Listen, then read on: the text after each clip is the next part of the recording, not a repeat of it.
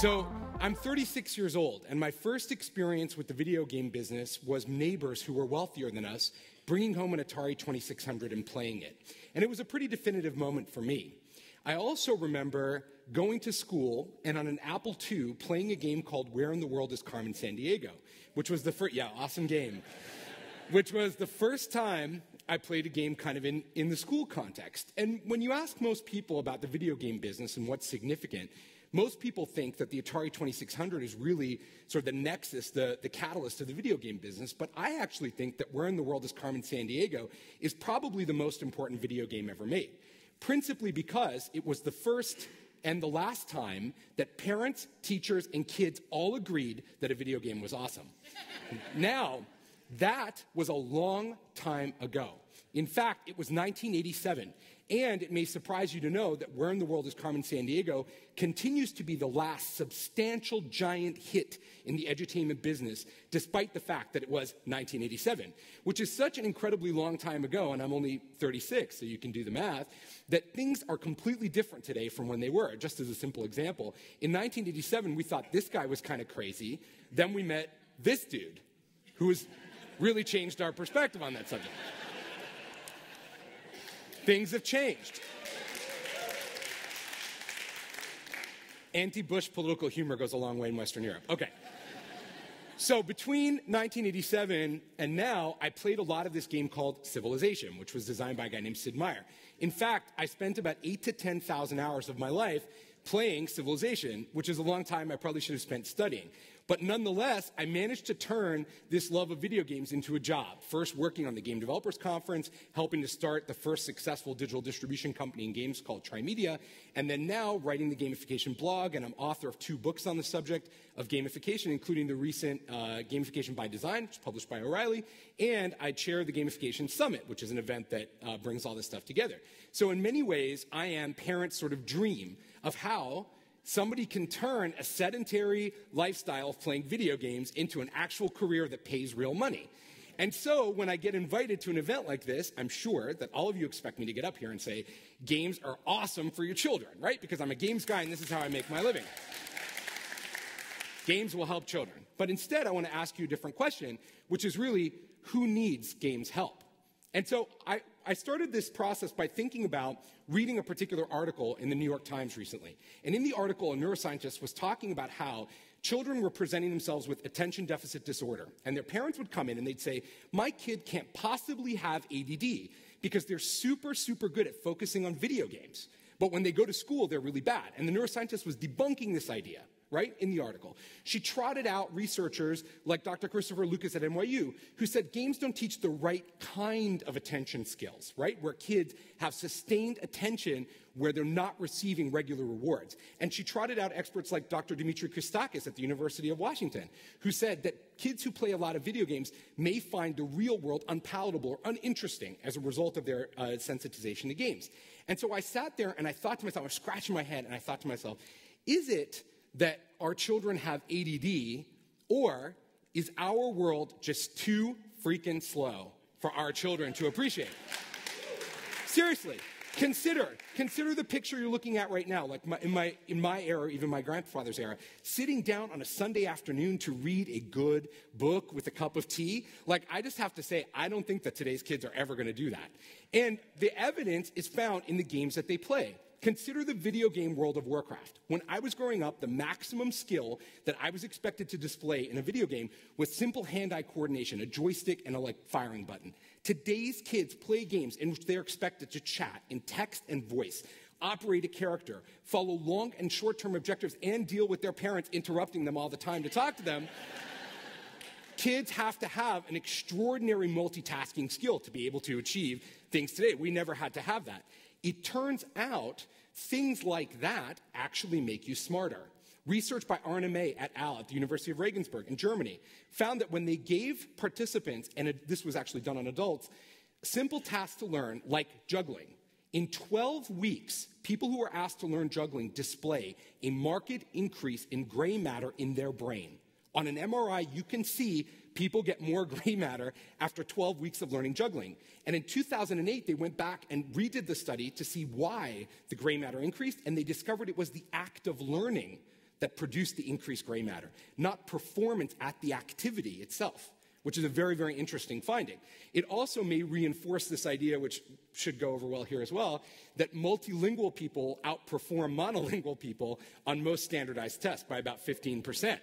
There's something that happens in the brain from that kind of activity. And Andrea Kusewski, speaking at Harvard, talked about these 5 things that people do to increase their gray matter and to teach themselves to increase their fluid intelligence. And fluid intelligence is the intelligence we use to problem solve. It's different from crystalline intelligence. It helps us problem solve. And she identified from the research that there were 5 things you could do. Seek novelty, challenge yourself, think creatively, do things the hard way, and network. Think about those 5 things. Any of you play video games? Does it resemble the basic pattern of a video game to you in any way? These are 5 things that recur in all very successful video games. And it also is connected to a constant and exponential increase in learning. Video games fundamentally present a continuous process of learning to users. They don't just learn for a little while and then stop. They're constantly evolving and moving forward. It may, in fact, help us to explain the Flynn effect, finally. And the Flynn effect, for those of you who don't know, is the pattern that human intelligence is actually rising over time. So if we look at the history of IQ, people, in fact, are getting smarter. In the US right now, average IQ is rising at 0.36 points of IQ per year. Now, what's been very interesting is that in some countries, not to call anyone out, but Denmark and Norway, in some countries, overall crystalline IQ has stopped or slowed down or declined. In other countries, though, particularly where we're looking at fluid IQ, fluid intelligence, the number is increasing and the rate of fluid intelligence increase is increasing starting in the 1990s. Coincidence? I think not. In fact, games are wired to produce a particular kind of reaction in people, right? So we've got this learning brain increase, multitasking brain increase connection. We also have a strong dopamine loop in the brain. So as games present a challenge and you struggle to achieve that challenge and you overcome it, dopamine is released in your brain. And that produces an intrinsic reinforcement. In the words of Judy, that produces an intrinsic reinforcement that causes you to go back and keep seeking that activity over and over and over again. So this is really, really powerful stuff. And I want to introduce you to an educator who understands this in intricate detail named Anant Pi. Anant was a very successful business person who worked on process reengineering. When his kids went into school in White Bear Lake, Minnesota, a suburb of Minneapolis, St. Paul, he saw the education system and decided he wanted to do something about it. So as an adult, he went back and got a master's in ed and took over a class at White Bear Lake Elementary School. And Anant Pi replaced the standard curriculum with a video game-based curriculum of his own design, separating the kids into learning styles and giving them Nintendo DS's and computer games, everything off the shelf, nothing custom, giving them Nintendo DS's and computer games that were both individual and social to play, that taught them math and language. And let me tell you what happened.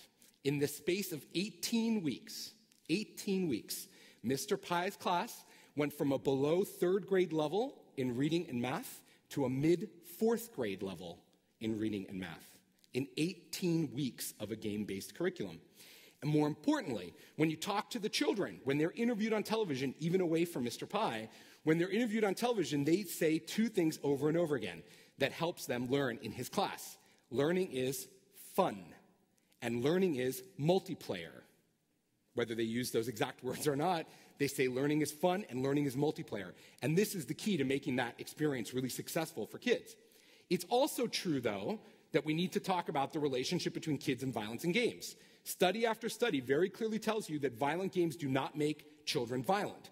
We also must acknowledge, however, if you have a child predisposed to violence, violent games may help make them a better violent child. If they train kids to do other things, they also will train that, and we need to accept that, and we need to start understanding the connection between games as a form of training. We can't blanket say, they don't affect kids. It's not true. I like to call the group of people who are really driving this trend forward Generation G.